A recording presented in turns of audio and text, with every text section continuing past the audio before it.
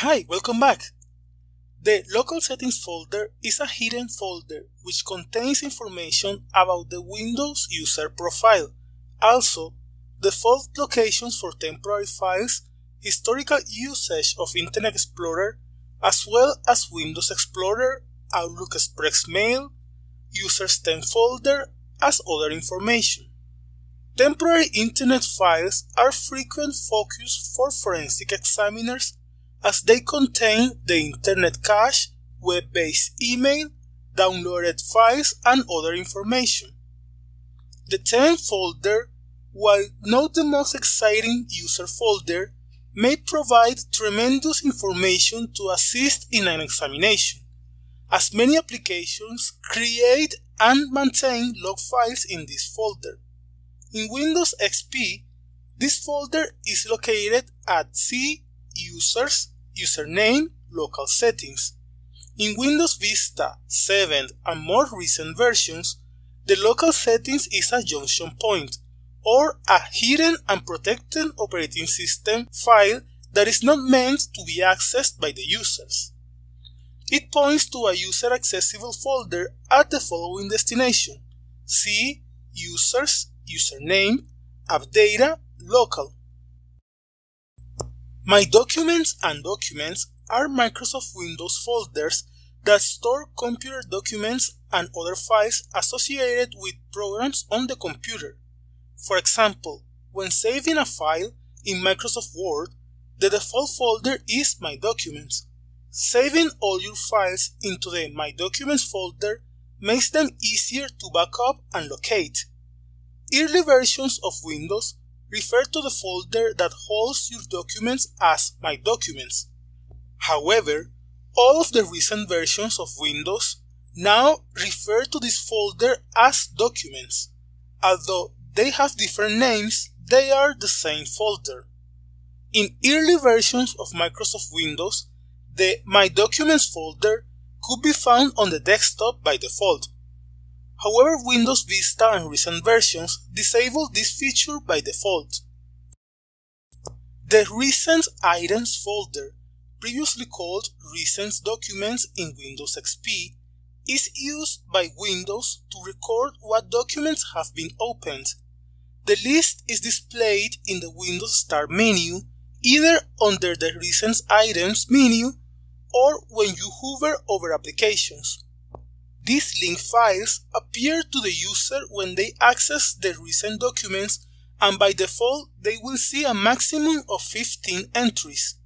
An entry with the user's ntuser.dat registry hive dictates the selected entries. Whenever a user opens a document, a link file is created in the Recent folder, located in the root user folder, except for Windows Vista and beyond, where it is located in the path C Users, Username, AppData, Roaming, Microsoft, Windows, Recent. The user is unaware that this file is being created or modified. If the same document in the same location is later reopened, the link file is updated with the target file's updated information. The Send To feature has been around since Windows 98, providing a convenient way for Windows users to easily perform simple file operations and send files or folders to other locations such as the desktop and documents folder, third-party applications, and even to other drives or devices via Bluetooth or CD or DVD writers. A few default locations are provided, such as compressed or zipped folder, desktop, documents, fax recipient, mail recipient, and attached drive that you can send to. And these options will likely grow after installing third-party applications. Entries for USB thumb drive and similar media will not persist in this folder, as they are only available on an operating computer with the media inserted. Examiners will need to examine the USB store key within the system registry hive to determine the USB storage devices that have been attached to the computer. We will see this in the next module. In Windows XP, it's easy to get this folder as it is found at C, Documents and Settings, Username and Send To. In Vista and recent versions, when you navigate to C User's Username, you will see several shortcuts like the Send To shortcut, but you won't be able to access any of them. Those are junction points. The real Send To folder is relocated to C User's Username, App Data, Roaming, Microsoft, Windows under the Send To folder. The Microsoft Windows Start menu is the primary location in Windows to locate the installed programs and find any files or folders. By default, the Start menu is accessed by clicking Start, which has the Windows logo, and is located in the bottom left corner on the Windows desktop screen. In Windows 8 and Windows 8.1, the Start menu was replaced by the Start screen. The Start menu returned in Windows 10.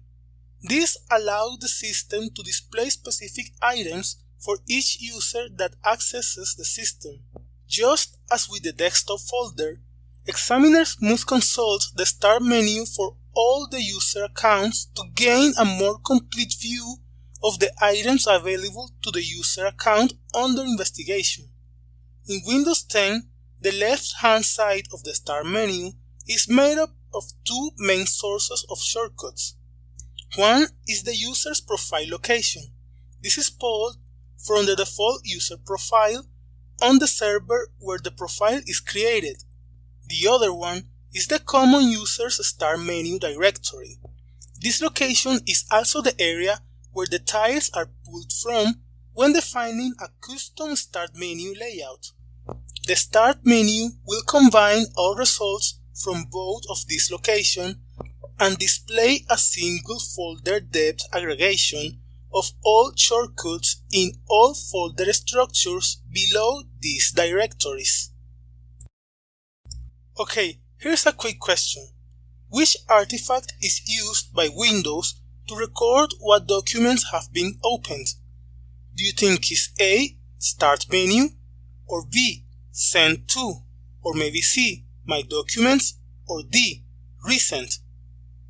The correct answer here is D.